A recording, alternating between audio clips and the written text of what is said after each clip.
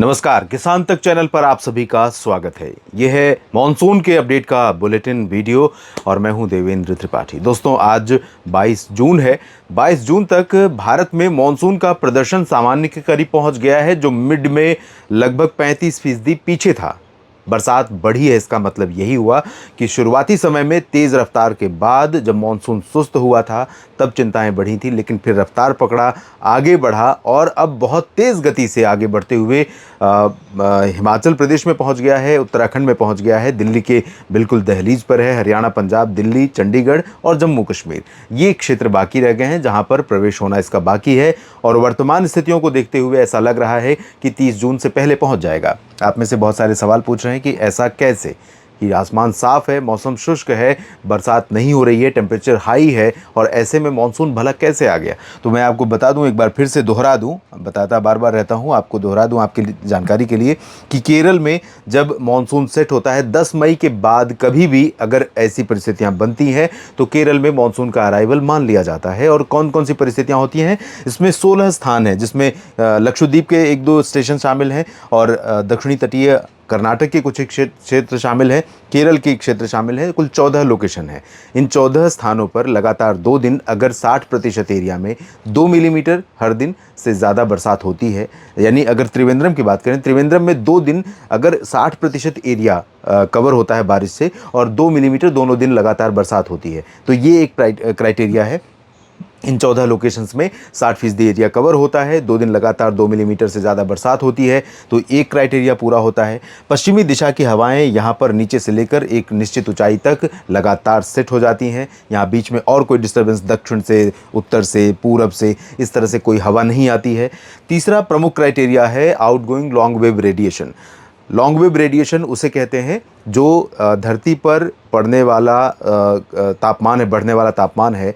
जब रात में सूरज हट जाता है, वापस लौटता है ये तापमान, यानी गर्मी कम होने लगती है धरती की सतह की, तो उसे आउटगोइंग लॉन्ग वेव रेडिएशन कहते हैं। होता ये है कि जब क्लाउड छा जाते हैं ऊपर, आसमान के ऊपर, तो ये जो तापमान के वापस लौटने की स्पीड है, यानी धरती जो ठंडी होने लगती है उसकी जो स्पीड है वो कम हो जाती है, तो वो आउटगोइंग लॉन्ग वेव रेडिएशन के वापस जाने की दर जो है वो कम हो जाती है। और उसके कारण होता क्या है कि रात भी गर्म होती है और वो इंडिकेट करता है कि ऊपर बहुत मोटी लेयर बादलों की यहाँ पर बन चुकी है।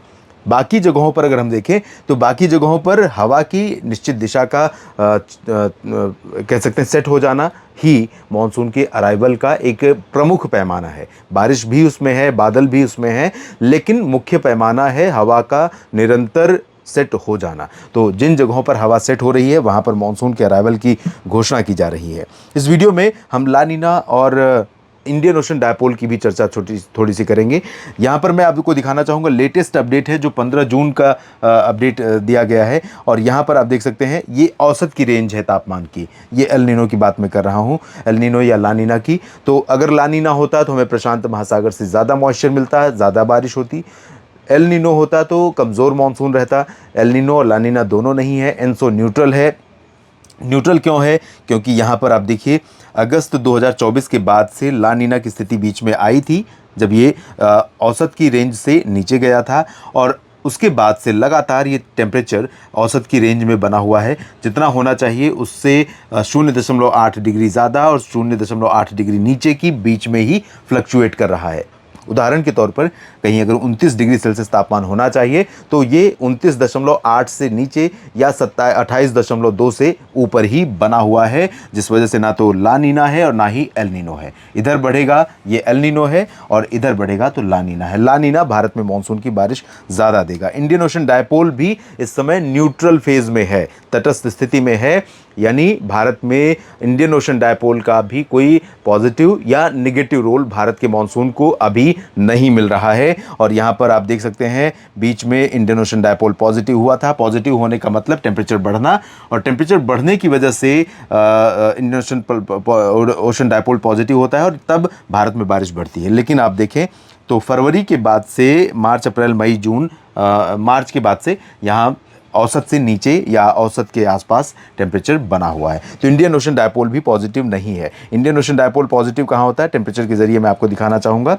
ये है मैप, ये भारत का मैप है, ये अरब सागर, ये बंगाल खाड़ी का रीजन। यहाँ पर जब तापमान बढ़ता है, जहाँ पर ये हाथ दिखाई पड़ रहा है इस रीजन में, तो ये इंडियन ओशन डायपोल नेगेटिव होना होता है, तब भारत में बारिश कम हो जाती है। लेकिन अगर वहीं यहाँ पर तापमान बढ़ जाता है, औसत से ज़्यादा हो जाता है, तो भारत में बारिश मानसून की बढ़ जाती है और इंडियन ओशन डायपोल पॉजिटिव कहा जाता है। लेकिन लानिना और एलिनो यहाँ से चलते हैं। ये भूमध्य रेखा के पास का क्षेत्र है। यहाँ पर औसत से अधिक तापमान एलिनो, कम तापमान लानिना, न्यूट्रल यानी एनसो न्यूट्रल। तो एनसो न्यूट्रल है यहाँ पर। यहाँ से कोई बहुत सपोर्ट नहीं मिल रहा है। अगर ये लानिना होता तो यहाँ से चलने वाली ट्रेड विंड्स, जो कि कुछ ऊंचाई पर चलती है, 3-4 किलोमीटर की ऊंचाई पर, उनसे भरपूर नमी यहाँ प्रशांत महासागर से उठने के बाद हिंद महासागर में पहुँचती और यहाँ उठने वाली हवाओं को वो नमी ऐड करती और भारत के ऊपर बरसात बढ़ जाती। तो ये कंडीशन होती है। तो अभी भारत के मानसून को कोई कमज़ोर या ताकतवर बनाने वाला अदर फैक्टर, बाहरी फैक्टर अभी नहीं है।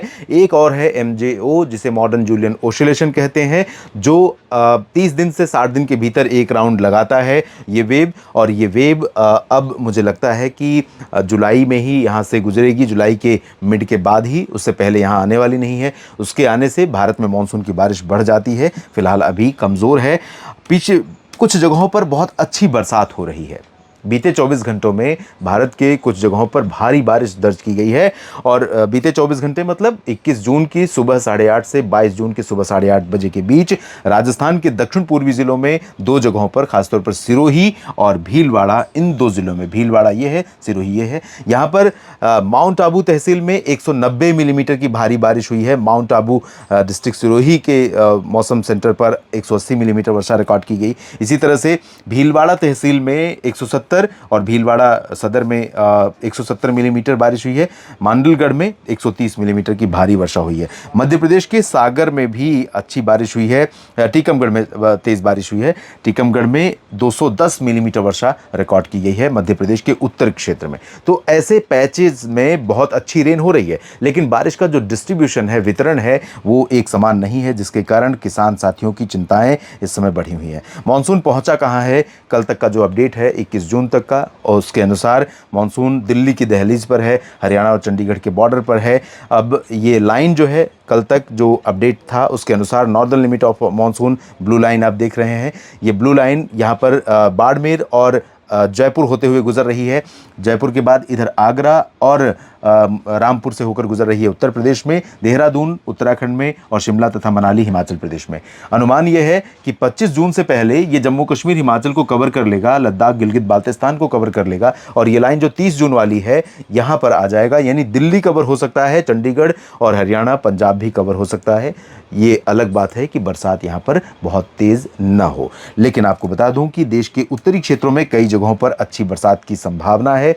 अगले तकरीबन 6 जुलाई तक, शुरुआती सप्ताह जो है, उस समय तक भारत के दक्षिण और मध्य क्षेत्रों के जो इंटीरियर पोर्शन है, आंतरिक ज़िले हैं, चाहे वो महाराष्ट्र का रीजन हो या तेलंगाना या कर्नाटक और तमिलनाडु, आंध्र प्रदेश, और साथ ही छत्तीसगढ़, ओडिशा के भी कुछ आंतरिक ज़िलों में कम बरसात की संभावना। लेकिन पश्चिमी घाट पर ऑन एंड ऑफ बरसात अच्छी होगी। इसी तरह से ओडिशा, छत्तीसगढ़ और झारखंड, पश्चिम बंगाल, पूर्वोत्तर भारत, बिहार, उत्तर प्रदेश, मध्य प्रदेश और दिल्ली, हरियाणा, पंजाब, चंडीगढ़, राजस्थान और यहाँ तक कि गुजरात के पूर्वी रीजन, और साथ ही साथ जम्मू कश्मीर से लेकर उत्तराखंड का जो दक्षिणी रीजन है, इन सभी भागों में अच्छी बरसात की संभावनाएं नज़र आ रही हैं। यानी कि देश के कई राज्यों में व्यापक वर्षा होने के संकेत हैं ज़रूर, लेकिन इसके बावजूद मुझे भी इस बात की चिंता है कि डिस्ट्रीब्यूशन, वितरण बारिश का बहुत समान नहीं हो रहा है। और ये जो ट्रेंड, ये जो रुझान हमने मॉनसून सीज़न के 3 सप्ताह में देखे हैं, जून के पहले महीने में, जो मॉनसून सीज़न के पहले महीने में, इससे इस बात का डर है, इस बात की आशंका है कि आंकड़े भले सामान्य या सामान्य से बेहतर हो जाएं मॉनसून सीज़न के समाप्त होने पर, लेकिन ये जो इक्वल डिस्ट्रीब्यूशन का मामला अगर नहीं बनता है, यानी एक समान बारिश नहीं होती है और कुछ दिन बहुत भारी बारिश और कई दिन सूखा मौसम, ये ट्रेंड अगर जारी रहता है तो निश्चित तौर पर किसान साथियों के लिए चिंताएं रहेंगी। लेकिन अभी बहुत ज़्यादा इसके बारे में चिंता करने की मुझे लगता नहीं ज़रूरत है। हालांकि बरसात की जो उम्मीद है वो ओडिशा से लेकर महाराष्ट्र के उत्तरी क्षेत्रों और गुजरात से लेकर ऊपर के हिस्सों में अगले 15 दिनों के दौरान ये अपेक्षाएं ज़्यादातर ज़िलों में पूरी होंगी, ऐसा मेरा अनुमान है। जो परिस्थितियां वर्तमान समय में दिखाई पड़ रही हैं, क्योंकि 30 जून से पहले पूरे भारत को मानसून कवर कर लेगा, तब बनेगी एक्सिस ऑफ मानसून ट्रफ, यानी मानसून की अक्षीय रेखा, वो लाइन जहां पर मानसून की एक्टिविटी सबसे ज़्यादा सेंट्रलाइज्ड रहेगी, केंद्रित रहेगी। और उस दौरान होगा अरब सागर, बंगाल की खाड़ी की नमी वाली हवाओं का बहुत भरपूर मात्रा में फैलाव और प्रसार, और वही स्थिति यहां पर बारिश को इनहेंस करेगी, यानी बढ़ाएगी। इस वीडियो में फिलहाल इतना ही। आप लगातार जुड़े रहिए हमारे साथ, फॉलो करते रहिए हमें, और जानकारियां ठीक लगे तो वीडियो को लाइक और शेयर करिएगा। कमेंट बॉक्स में अपने क्षेत्र के मौसम और इस वीडियो के बारे में अपनी राय ज़रूर लिखिएगा। आप सभी मित्रों का, किसान साथियों का ये वीडियो पूरा देखने के लिए बहुत बहुत धन्यवाद।